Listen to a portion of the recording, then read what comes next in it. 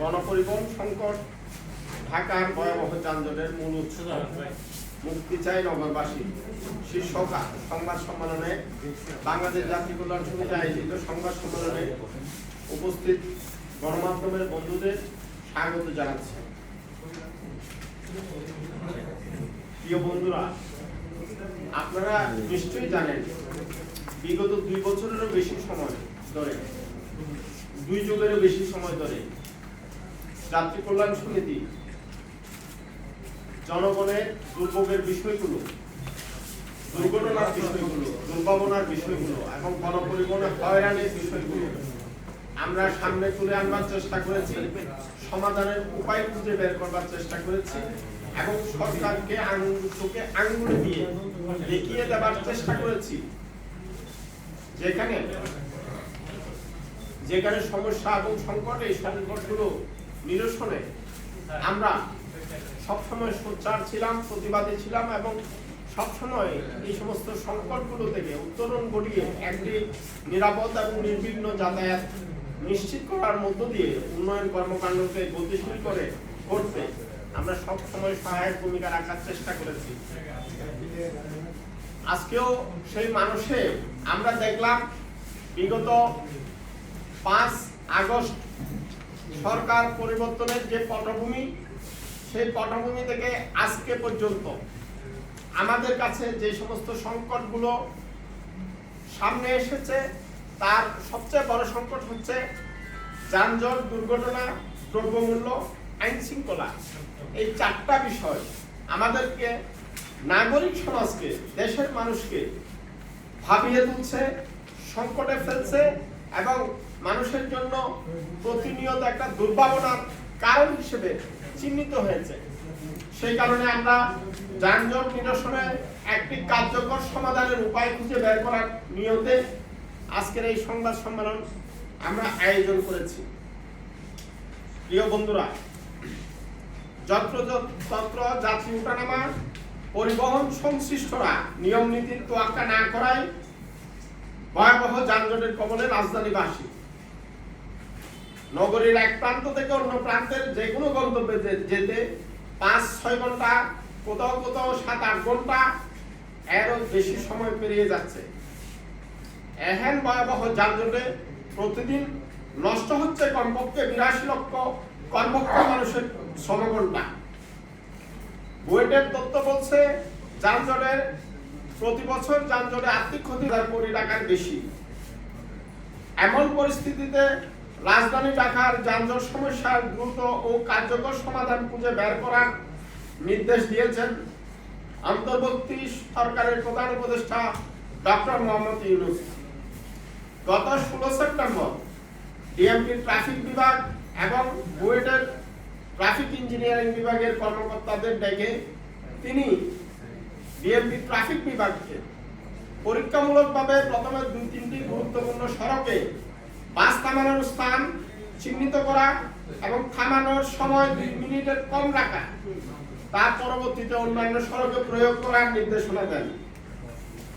একই সময়ে বুয়েটের ট্রাফিক ইঞ্জিনিয়ারিং বিভাগের বিশেষজ্ঞদের তিনি বিশ্ববিদ্যালয়ের শিক্ষার্থীদের নিয়ে অন্তত একটি ট্রাফিক করিডোর নিজস্ব সমাধান খুঁজে বের করার নির্দেশনা দেন। এছাড়াও স্থানীয় বিশেষজ্ঞদের সহায়তায় ট্রাফিক সিগন্যাল ব্যবস্থাপনা সংস্কারের জন্য যথাযথ পদক্ষেপ নেওয়ার নির্দেশনা দেন তিনি। যাত্রী কল্যাণ সমিতির পর্যবেক্ষণ বলছে গণপরিবহন সংকটই রাজধানী ঢাকা যানজটের মূল উৎস। আপনারা নিশ্চয়ই জানেন রাজধানী ঢাকার গণপরিবহন ব্যবস্থা বহু যুগ আগে থেকেই ভেঙে পড়েছে। এই নগরীতে চলাচলকারী বাস, মিনিবাস রংচটা, বিবর্ণ, লক্ষ্যযোগ্য, পেছনের লাইট ইন্ডিকেটর এবং সামনের লুকিং গ্লাস নেই, বা এই বাসগুলোর আসলে 2 পা মেলে বসা যায় না। বাসে ওঠানামা পাদানি, ধরার হ্যান্ডেল থাকে না। দীর্ঘ সময় ধরে গাদাগাদি করে এইসব বাসে যেতে হয়। গরমের দিনে ঘামে ভিজতে হয়। বর্ষাকালে বাসের ভেতরে বৃষ্টিতে ভিজে জবুতবু অবস্থার সৃষ্টি হয়। কোনো বাসে পরিষ্কার পরিচ্ছন্নতার বালাই নেই। বাসে ওঠানামার ভয়াবহ যন্ত্রণা সহ্য করেও সঠিক সময়ে বাস পাওয়া যায় না। অফিস সময়ে গন্তব্যে পৌঁছানো যায় না। নারী, শিশু, প্রতিবন্ধী, বয়স্ক, অসুস্থদের জন্য এইসব বাসে ওঠানামা এবং বাসের ভেতরে গাদাগাদি করে যাতায়াত করা চরম এক নারকীয় অবস্থা। তার উপর অতিরিক্ত ভাড়া আদায়ের নৈরাজ্য, চালক শ্রমিকের দুর্ব্যবহার তো রয়েছেই। এমন বাস্তবতায় সামর্থ্যবানেরা ধার দেনা করে ব্যক্তিগত গাড়ি কিনছে, অন্যরা মোটরসাইকেলে, ride sharing, auto rickshaw, easy bike, Tata ওভারের মতো ছোট ছোট যানবাহনে স্বাচ্ছন্দ্যে যাতায়াতের দিকে ঝুঁকছে। ফলে নগরীতে বিশৃঙ্খল বাসের সাথে পাল্লা দিয়ে 4 লাখ প্যাডেল চালিত রিক্সা, 6 লাখ ব্যাটারি চালিত রিক্সা, ইজি বাইক, 1,34,000 রাইড শেয়ারিং এর ছোট ছোট যানবাহন, 30,000 সিএনজি চালিত অটোরিকশা অবাধে যাতায়াতের কারণে নগরীর যানজট এবং জনজট চরমভাবে বেড়ে চলেছে। অন্যদিকে এসব যানবাহন নিয়ন্ত্রণে ট্রাফিক ব্যবস্থা এখনো সেকেলের পদ্ধতিতে রয়েছে। সরকার পরিবর্তনের পরে নগরীর 4,000 ট্রাফিক পুলিশ এখনো নিষ্ক্রিয়। যানজট কমাতে জরুরি ভিত্তিতে অত্যাধুনিক এবং প্রকৌশলগত ট্রাফিক নিয়ন্ত্রণ ব্যবস্থা চালু করা দরকার। এর পাশাপাশি প্রকৌশলগত গবেষণা করে 2 বা 3 লেনের ছোট ইন্টারসেকশনে ট্রাফিক সিগন্যাল 1 থেকে 2 মিনিট এবং বড় বড় ইন্টারসেকশনে ট্রাফিক সিগন্যাল 2 থেকে 3 মিনিট চালু রাখা অত্যন্ত জরুরি। যানজট হয় না এমন স্পটগুলোতে বাস স্টপেজ তৈরি করে যত্রতত্র যাত্রী তোলা বন্ধ করে নির্দিষ্ট বাস স্টপেজ থেকে যাত্রী তোলা বাধ্যতামূলক করা অত্যন্ত জরুরি। প্রিয় বন্ধুরা, বিআরটি এর তথ্য বলছে প্রতিদিন রাজধানীতে গড়ে 800 গাড়ি নামছে। এই চিত্র 2016 সাল থেকে শুরু হয়েছে। জায়গা সমীক্ষা অনুযায়ী ঢাকা মহানগরীতে প্রতিদিন গড়ে 4 কোটি ট্রিপ যাত্রী যাতায়াত হয়।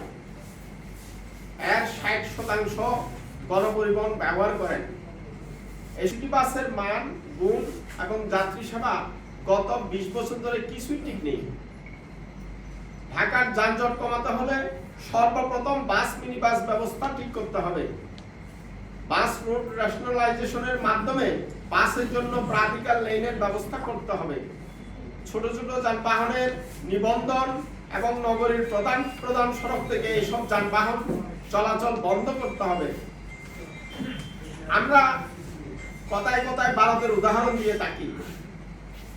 ভারতের রাজধানী দিল্লিতে 12টি মেট্রো লাইন, 288টি স্টেশন, 393 কিলোমিটার মেট্রো পরিষেবা থাকার পরেও পাবলিক বাসগুলো মেট্রো চেয়ে এখনো বেশি যাত্রী বহন করছে। দিল্লিতে একসময় চুক্তিভিত্তিক ঢাকার মতো চুক্তিভিত্তিক চলাচলকারী বেসরকারি বাসের তীব্র প্রতিযোগিতা, যানজট এবং দুর্ঘটনা লেগেই ছিল। 2011 সালে বেসরকারি বাস তুলে দিয়ে ক্লাস্টার বাস চালু করে 657টি এলোমেলো বাস রুট বন্ধ করে মাত্র 17টি ক্লাস্টার বাসে বিভক্ত করা হয়। সেখানে সরকারি ডিটিসি বাস এবং বেসরকারি পিপিপি বাস 50:50 অনুপাতে চালু করা হয়। কোন ক্লাস্টারে কোন কোম্পানির বাস পরিচালনা করবে তা প্রতিযোগিতামূলক দরপত্রের মাধ্যমে নির্ধারণ করা হয়। এই কারণে যাত্রীদের কাছ থেকে কোনো বাস ইচ্ছে মতো ভাড়া আদায় করতে পারে না।